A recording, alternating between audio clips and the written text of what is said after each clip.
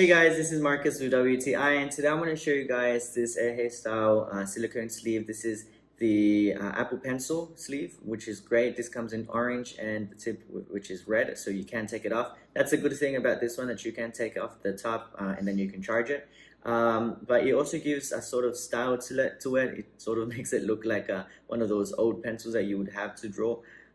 This also is very good because it gives you grip. Whenever you are drawing or doing art on your iPad, this gives you a really good grip for you to be able to hold your pencil.